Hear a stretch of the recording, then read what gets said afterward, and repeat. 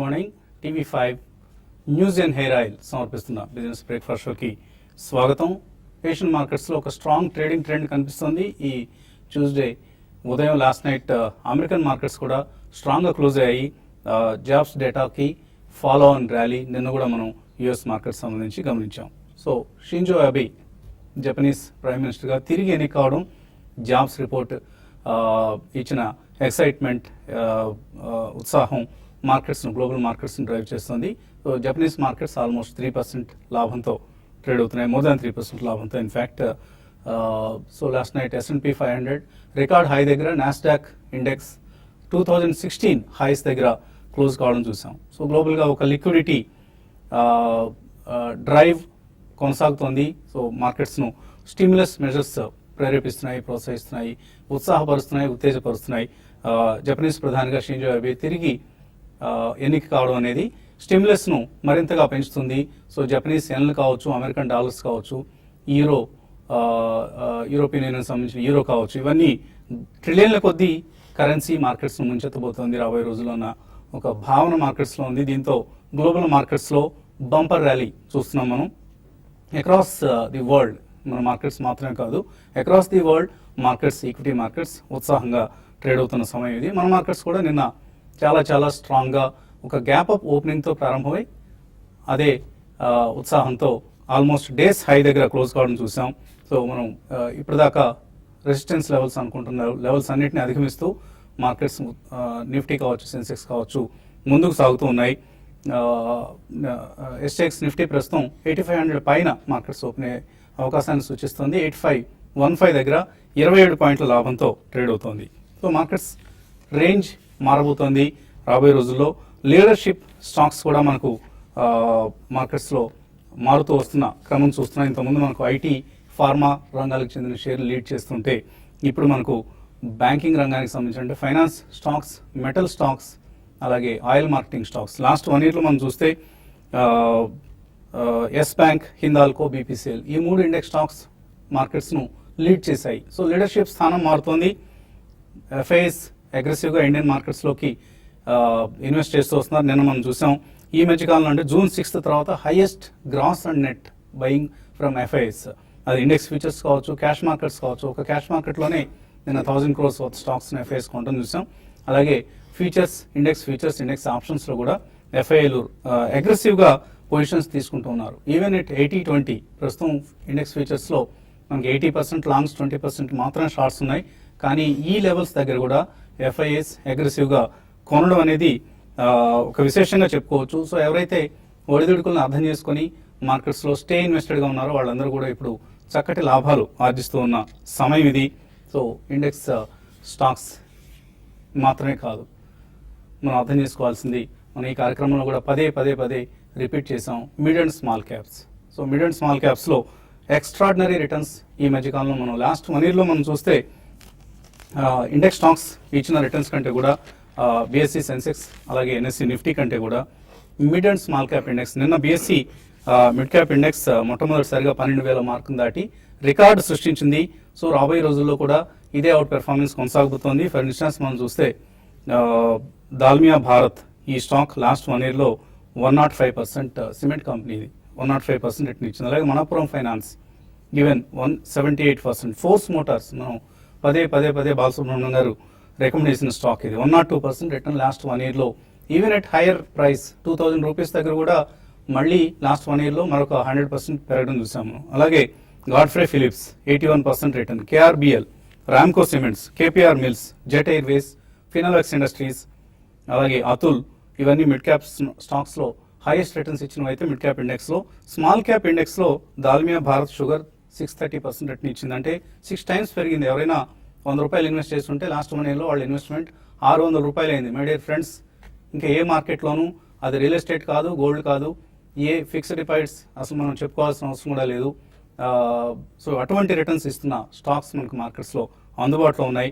శిల్పి cable 301% return ఇచ్చింది last 1 yearలో. Triveni engineering, Bodal chemicals, Kiri industries, list అనంతంగా కొనసాగుతూనే ఉంది. ఇవన్నీ కూడా చాలా స్ట్రాంగ్ పెర్ఫార్మెన్స్ రాబోయే రోజుల్లో కూడా కనపరచబోతున్న సెక్టర్స్ కావచ్చు, స్టాక్స్ కావచ్చు. సో మన మ్యూచువల్ ఫండ్ బాలరాజ్ గారు చెప్తూ ఉంటారు, మీరు ఎప్పుడు స్మాల్ క్యాప్ మిడ్ క్యాప్ జోలికి ఎక్కువగా వెళ్ళొద్దు, ఓన్లీ ఒక 15% పెట్టుకోండి, 20% పెట్టుకోండి అని. He's wrong. ఇన్ఫ్యాక్ట్ ఇక్కడే ఉన్నారు, మళ్ళీ ఆయనతో కూడా మాట్లాడదాం. So he's 100% wrong. సో మార్కెట్స్లో ఎప్పుడు రిస్క్ తీసుకోగలిగిన వాళ్ళకి, ఈక్విటీ ఫండ్స్లో ఇన్వెస్ట్ చేసేవాళ్ళు రిస్క్ తీసుకోకపోతే ఇంకెవరు తీసుకుంటారండి? సో రిస్క్ తీసుకోగలిగిన వాళ్ళకి బ్రహ్మాండమైన ఫలితాలు వస్తున్న మార్కెట్ ఇది. And stay invested, keep investing. ఇంకా ఎంత డబ్బు వీలైతే అంత డబ్బు మార్కెట్స్లో ఈ లెవెల్స్ దగ్గర కూడా ఇన్వెస్ట్ చేయండి అంటూ మనం పదే చెప్తున్నాం. ఇండెక్స్లు 9,000 అవుతాయా, 9,500 అవుతాయా, ఈ లెవెల్స్ మనకు అవసరం లేదు. మంచి స్టాక్స్ని వెతికి పట్టుకోండి, చక్కటి ఫలితాలు సాధించండి, మీ కుటుంబం కోసం వెల్త్ క్రియేట్ చేసుకోండి. మార్కెట్స్ పరిస్థితి గురించి మాట్లాడేందుకు మనతో అనలిస్ట్ సిద్ధంగా ఉన్నారు. సో చాలా స్ట్రాంగ్ పెర్ఫార్మెన్స్ మార్కెట్స్ నుంచి మనం గమనిస్తున్నాం. బ్రెక్సిట్లు అన్నిటిని పక్కన పడేసి మార్కెట్స్ వాటి దారిన అవి వెళ్తూ ఉన్న సమయం ఇది. సో చాలా మంది అనలిస్టులు ఇంక్లూడింగ్ మీలాంటి వాళ్ళు కూడా తప్పు అయిన సందర్భాలు మన బ్రెక్సిట్ ఉదంతమే తెలియజేస్తుంది. సో మార్కెట్స్ ఇదే ఎక్స్పీరియన్స్ కొనసాగుతుంది అనుకుంటున్నారా, లేకపోతే ఎక్కడైనా వెనక్కి వెళ్ళే అవకాశాలు కనిపిస్తున్నాయి? నో, వెనక్కంటే చిన్న కరెక్షన్స్ ఉంటాయి, కానీ definitely market overall trajectory is very strong అండి. And it will continue to be strong in the sense last 2-3 months మనం తీసుకుంటే బ్రెగ్జిట్ ఒకటి పక్కన పెట్టండి, దాని తర్వాత everybody across the world was caught wrong in terms of Brexit.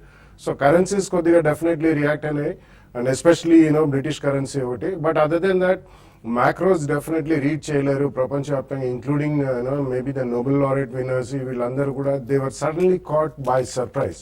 So ఈ కారణం వలన మనకి డొమెస్టిక్ డెఫినెట్లీ చాలా స్ట్రాంగ్ క్యూస్ వస్తున్నాయి after monsoon. Completely wide spread except few parts of Gujarat వదిలేస్తే 1% ప్లస్సే ఉంది మనకి, మాన్సూన్ అబౌవ్ నార్మలే ఉంది అని చెప్పి మనకి వార్తలు వస్తున్నాయి. Now the market is completely, embracing itself for a definitely new higher PE ratio ane cheppali over the next 1 or 2 years. So ee karanam mulana we may move from maybe that 15 to 16 zone to close to 20-22 zone, which is normally the peak అని చెప్పొచ్చండి. మనకి major markets between 20 and 22 or 24 PE లో అక్కడ already Nifty మనకి 18 PE దగ్గర ఉంది, Sensex 19 PE దగ్గర. But అది రీరేటింగ్ అవుతుందండి definitely, because earnings growth trailing మీదే ఉంటుంది. గోయింగ్ ఫార్వర్డ్ డెఫినెట్లీ రీరేట్ అవుతుంది, కాబట్టి we still have lot of way to go అండి. Corrections will always be there, but corrections should be used to buy అని చెప్పి మనం పదే చెప్తున్నాను. We still maintain the stand. Irrespective of the index, definitely markets over a longer period of time, 3, 5, 10, 15 years లో అసలు nothing really matters to a good company. Any sector, మంచి well managed కంపెనీస్కి ఇవన్నీ మ్యాక్రో ఎకనామిక్ డేటా అనేది వాళ్ళందరూ కూడా వాళ్ళు అధిగమించే మంచి పర్ఫార్మెన్స్ చూపిస్తారు. అటువంటి స్టాక్స్లో definitely you should take exposure. SIP ద్వారా కానీ, మ్యూచువల్ ఫండ్స్ ద్వారా కానీ, డైరెక్ట్ మార్కెట్ ఇన్వెస్ట్మెంట్స్ అయినా అవగాహన ఉన్న వాళ్ళు తప్పకుండా పార్టిసిపేట్ చేయాలి. Definitely this market is going to be good for the next 1 or 2 years. One should participate in the market. Trading ideas, ఎటువంటి ట్రేడింగ్ ఐడియాస్ ఇవాళ ట్రేడర్స్కి ఇస్తున్నారు? ట్రేడింగ్ పరంగా అంటే బయింగ్ లిస్టే ఎక్కువ ఉందండి. సెల్లింగ్ అనేది మార్కెట్ లో మనం చూస్తున్నాము. ఒక్క రోజు మార్కెట్ వీక్ ఉన్నా కూడా మళ్ళీ ఇమీడియట్ గా బౌన్స్ బ్యాక్ అవుతుంది. కాబట్టి డే ట్రేడర్స్ తప్ప మిగతా వాళ్ళు పొజిషనల్ ట్రేడ్ ఎటువంటి పరిస్థితులు లాస్ట్ మనకి కొన్ని సెషన్ కూడా చెప్పడం జరిగింది. షార్ట్ సెల్ అనేది అవాయిడ్ చేయమంటాను. ఎప్పుడైతే క్లియర్ ట్రెండ్ డౌన్ ట్రెండ్ ఉంటుందో అప్పుడే షార్ట్ సెల్ చేయొచ్చు. ఓవరాల్ గా ఏంటంటే బై అండ్ డిప్స్ వచ్చినప్పుడు బై చేసి కొన్ని రోజులు హోల్డ్ చేసుకునే మార్కెట్ మంచి రిటర్న్స్ ఇస్తుంది. ఈవెన్ లార్జ్ క్యాప్ స్టాక్స్ కూడా మళ్ళీ పార్టిసిపేషన్ అనేది చాలా స్ట్రాంగ్ ఉంది. కాబట్టి ఎవరీ డిప్ని బయింగ్ ఆపర్చునిటీగా తీసుకోమంటాను. అందులో భాగంగా కొంచెం వీక్ ఉన్న స్టాక్స్ కూడా ఇక్కడ నుంచి ఇంకా పెరగచ్చు. అశోక్ లైలాండ్ ఒకటి మనకి కరెంట్ లెవెల్స్ నుంచి మళ్ళీ టువర్డ్స్ 104 వైపు వెళ్ళే అవకాశం ఉంది. దాన్ని ఎవరీ డిప్లో పొజిషనల్ ట్రేడర్స్ బై చేయొచ్చు. ఈవెన్ ఇంటర్డే కోసం కూడా ఈరోజు కన్సిడర్ చేయొచ్చు. తర్వాత జీమార్ ఇన్ఫ్రా ఒకటి, ఇది మంచి వాల్యూమ్ జరుగుతుంది, అయితే ప్రైస్ పరంగా పెద్దగా మూవ్మెంట్ లేదు. కాబట్టి దీన్ని కూడా రికమెండ్ చేస్తున్నాను. ఎన్ని రోజులు మనం చూసాము ఒక రేంజ్ లోనే ఉండేది, అయితే ఆ రేంజ్ బ్రేక్ అయింది కాబట్టి టువర్డ్స్ 16 రూపీస్ వైపు వెళ్ళే అవకాశం ఉంది.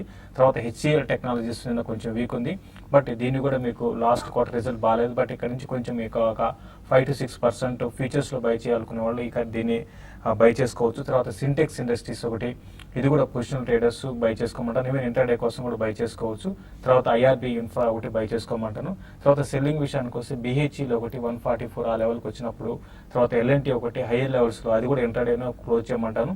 బట్ ఓవరాల్గా నిఫ్టీ అండ్ బ్యాంక్ నిఫ్టీ ఈరోజు చాలా స్ట్రాంగ్గా ఉండే అవకాశం ఉంది. అయితే కన్సాలేషన్లో మార్కెట్ ఇక్కడ నుంచి రావచ్చు.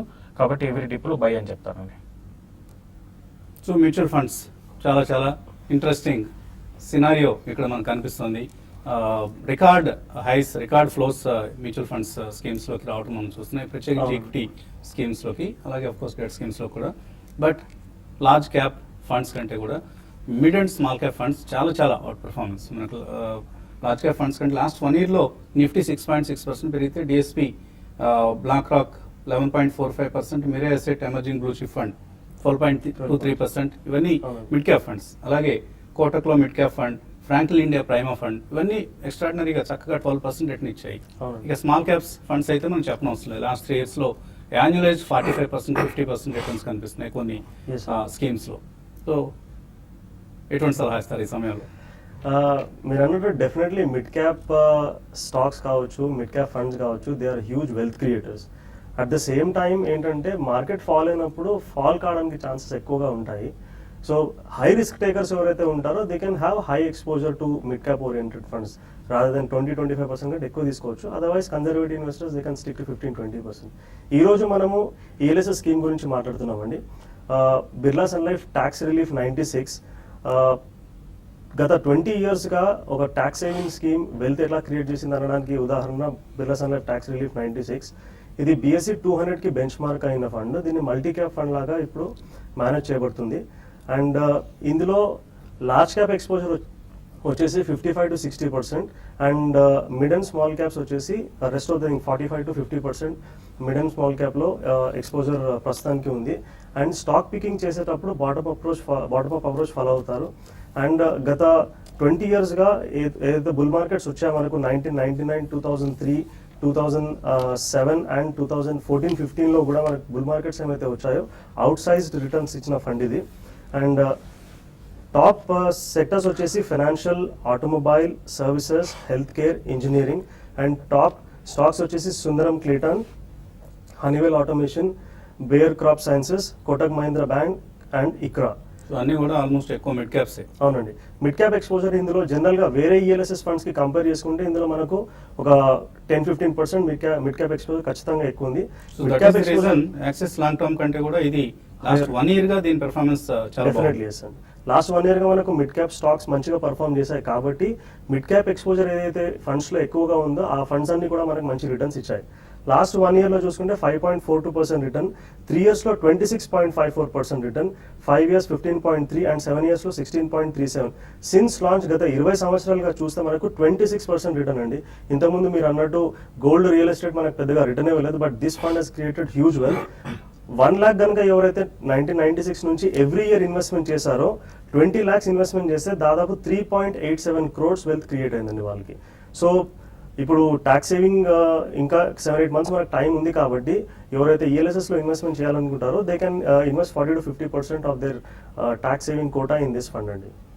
So Axis long term equity అలాగే Birla sun life tax relief ఈ రెండు కూడా top 2 funds among the ELSS schemes. తప్పకుండా ప్రతి ఒక్కళ్ళు ఈ 2 స్కీమ్స్కి సబ్స్క్రైబ్ చేస్తే అటు క్యాపిటల్ ట్యాక్స్ సేవింగ్స్తో పాటు క్యాపిటల్ ఎప్రిసియేషన్ కూడా పొందే అవకాశం ఉంటుంది. So invest in ELSS section 80Cలో మ్యాక్సిమం ఎంత వీలైతే అంత ఈఎల్ఎస్ఎస్ స్కీమ్స్లో ఇన్వెస్ట్ చేయండి.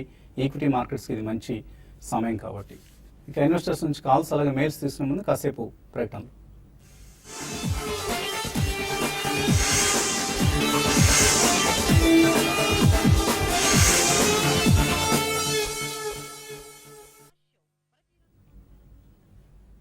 న్యూస్ అండ్ హెయిర్ ఆయిల్ సమర్పిస్తున్న బిజినెస్ బ్రేక్ఫాస్ట్ షోకి తిరిగి స్వాగతం. SGX నిఫ్టీ 8516 దగ్గర 28 పాయింట్ల లాభంతో ట్రేడ్ అవుతూ నిన్నటి ర్యాలీకి కొనసాగింపుగా ఒక పాజిటివ్ ఓపెనింగ్ను ఇవాళ మార్కెట్స్ ఓపెనింగ్ సంబంధించి తెలియజేస్తుంది.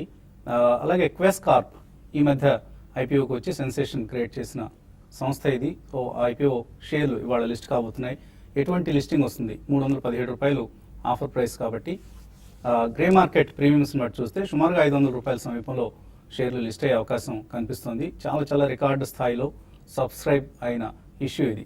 సో ఎటువంటి ఓపెనింగ్ వస్తుందనేది మనకు కొద్దిసేపట్లో మనకు తెలుసుకునే అవకాశం ఉంది. కాలర్స్ లైన్లో ఉన్నారు. మొదటి కాలర్ సురేష్ రెడ్డి. హలో సురేష్, అడగండి. నమస్తే అండి, అడగండి. సార్ అంటే నాకు ప్రాఫిట్ యువర్ ట్రేడ్ నేను సబ్స్క్రిప్షన్ తీసుకున్నాను. ఓకే అండి. ముందు ఫండమెంటల్స్ తీసుకున్నాను, ముందు లేటెస్ట్ టెక్నికల్ తీసుకున్నాను. ఓకే అండి. దాంట్లో పొజిషనల్ కాల్ అని ఇస్తున్నారు, దానికి పీరియడ్ ఎంత చెప్పండి సార్. దాంతో పాటు చిన్న విషయం సార్, నాకు బాలా గారికి మీకు అభిమానం సార్. Thank you. అడగండి సురేష్ గారు, ఏంటి పొజిషనల్ కాల్ అంటే ఎంత టైం పీరియడ్ అనేది మీ సందేహం? అంతే సార్. ఓకే, నార్మల్గా మీకు పంపించిన మెసేజ్లోనే ఎన్ని రోజులు హోల్డ్ చేయాలనే అంశాన్ని కూడా తెలియజేస్తారు. పొజిషనల్ కాల్ అంటే నార్మల్గా 1 వీక్ అంటే ఎక్కువ, 10 to 15 days అనేది ఒక టైం ఫ్రేమ్ ఉంటుంది. అంటే కాల్ బట్టి కాల్స్ కాల్ బట్టి ఉంటుంది. అంటే మీకు ఫ్యూచర్లో అయితే మాత్రం ఒక 1 వీక్ అట్లా ఉంటుంది. 1 వీక్ 10 days లాగా పొజిషనల్గా మీరు హోల్డ్ చేసుకోవచ్చు. అది కూడా మార్కెట్ కండిషన్కి స్టాప్ లాస్ కూడా పెట్టుకోవాల్సి ఉంటుంది.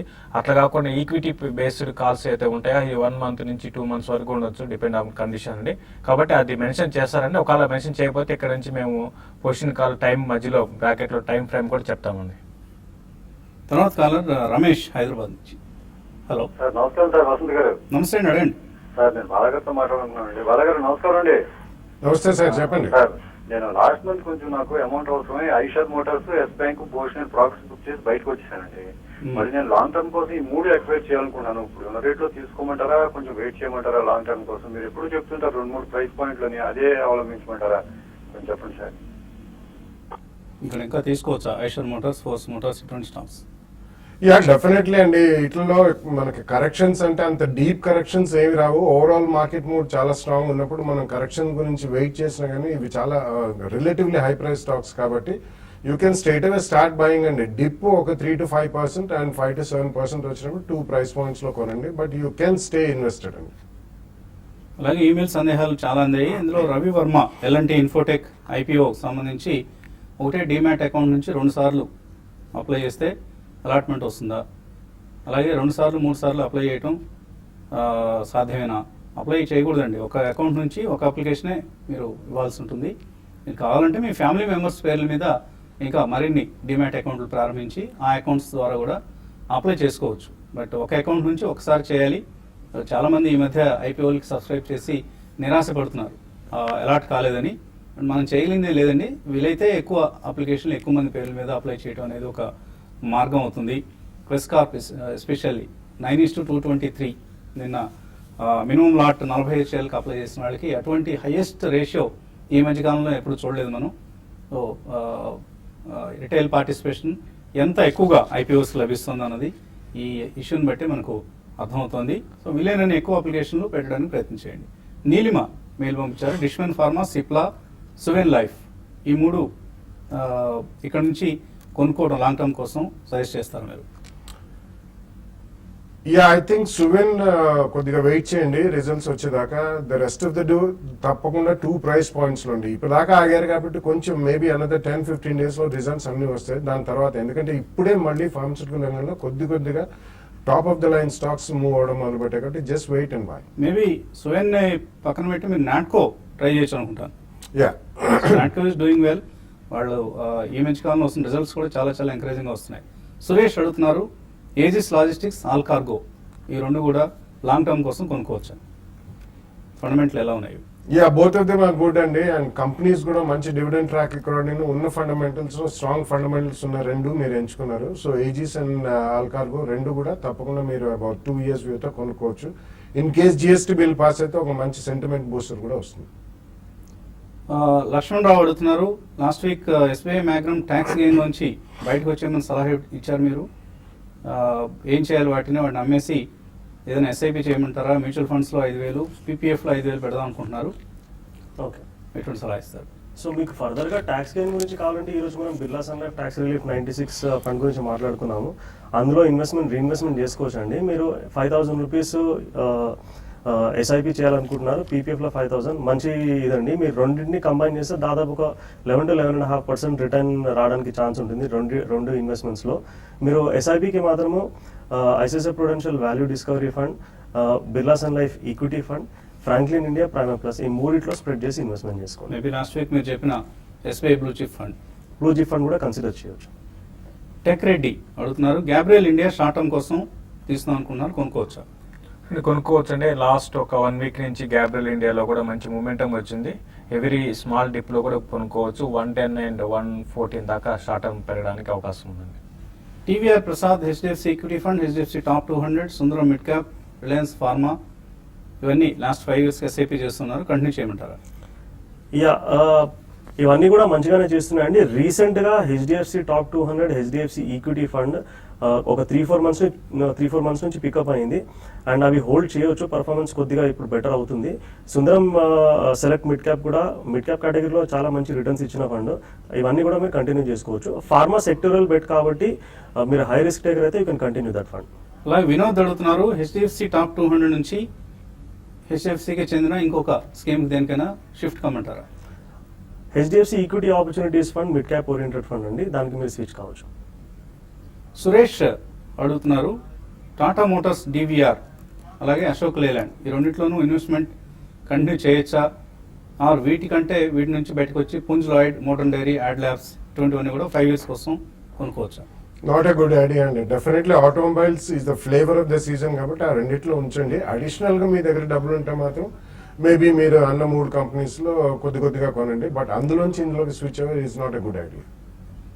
జనస్వామి శ్రీనివాస్ అడుగుతున్నారు, మంచి మ్యూచువల్ ఫండ్ చక్కటి రాబడినిచ్చేది డివిడెండ్ కోసం, గ్రోత్ కోసం రికమెండ్ చేయమంటున్నారు 3 ఏళ్ల కోసం. 3 years కొద్దిగా మీరు ఇంకా టైం పీరియడ్ ఎక్స్టెండ్ చేసుకుంటే మంచిదండి. మోర్ దెన్ 5 years ఇన్వెస్ట్మెంట్ చేసుకుంటే మంచిది. మీరు మంచి ఫ్రాంక్లిన్ ప్రైమా ప్లస్ కన్సిడర్ చేయొచ్చండి. మీకు రెగ్యులర్గా ఇన్కమ్ కావాలి అని అంటే డివిడెంట్ ఆప్షన్ పెట్టుకోవచ్చు. బట్ డివిడెంట్ ఆప్షన్ పెట్టుకున్న, గ్రోత్ ఆప్షన్ పెట్టుకున్న డజంట్ మేక్ ఎనీ డిఫరెన్స్. మీకు ఇన్కమ్ కావాలి అని అంటే సిస్టమాటిక్ విత్డ్రాల్ ప్లాన్ ఆప్షన్ పెట్టుకుంటే మీకు రెగ్యులర్గా ఇన్కమ్ వస్తుంది. అలాగే 1 year తర్వాత గ్రోత్ ఆప్షన్లో రిడీమ్ చేస్తే ట్యాక్స్ ఇంప్లికేషన్స్ ఏముంటాయి? 1 year తర్వాత మీరు తీస్తే క్యాపిటల్ గెయిన్స్ ట్యాక్స్ 0 అండి. మీకు ఎంత రిటర్న్ వచ్చినా ఎంత తీసుకున్నా కానీ you don't have to pay any tax అండి. 1 year లోపల మీరు తీసుకుంటే మీకు ఏమైతే గెయిన్ ఏమైతే ఉంటుందో దానిపైన 15% క్యాపిటల్ గెయిన్స్ ట్యాక్స్ పే చేస్తారు. దాంతోపాటు ఎగ్జిట్ లోడ్ కూడా ఉంటుంది. జనరల్గా 1% ఎగ్జిట్ లోడ్ ఉంటుంది 1 year బిఫోర్ మీరు తీస్తే కనుక. సో ఇంకా మెయిల్స్ అనేకం మిగిలిపోయాయి కానీ సమయం కూడా మించిపోయింది. సో ఇది ఇవాల్టి బిజినెస్ బ్రేక్ఫాస్ట్. మధ్యాహ్నం స్మార్ట్ ఇన్వెస్ట్లో మళ్ళీ కలుద్దాం.